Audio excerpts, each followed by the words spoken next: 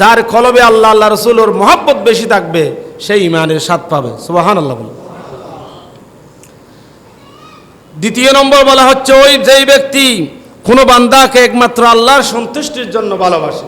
হাদিসে পাকে এসেছে ফাকাদ ইস্তাকমালাহুল ঈমান। কোন আল্লাহর জন্য কোন আল্লাহর বান্দাকে ভালোবাসা, কোন আল্লাহর বান্দাকে আল্লাহর জন্য ঘৃণা করা, এটাই ঈমানের পরিপূর্ণতা। সাহাবায়ে কেরামদের এটা ছিল।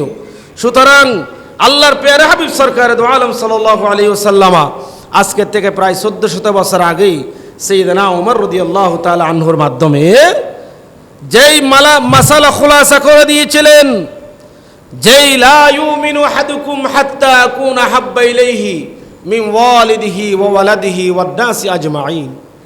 ওগো ওমর, তুমি আমাকে যে মহব্বত করো, ওমর বলেন আমার সন্তানাদি মা বাবা এর চেয়ে ইয়া রাসূলুল্লাহ আপনাকে বেশি ভালোবাসি।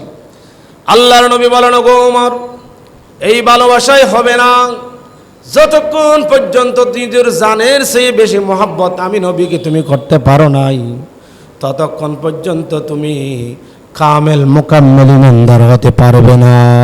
সুবহানাল্লাহ। কামেল মুকাম্মেল ইমানদার হওয়ার জন্য আল্লাহর পেয়ারা হাবিবকে নিজের জানের চেয়ে বেশি ভালোবাসতে হবে। এখন আমরাও ভালোবাসি, আমাদের ভালোবাসা নামের ভালোবাসা বেশিরভাগ দেখা যাচ্ছে। শরীয়তের ফায়সালা আসলে আর ভালোবাসা রাখি না, ইসলাম মানি না। নিজের সীমায় যখন এসে নিজের সীমানায় যখন পড়ে যায় তখন আর শরীয়ত আল্লাহর পেয়ারা হাবিবের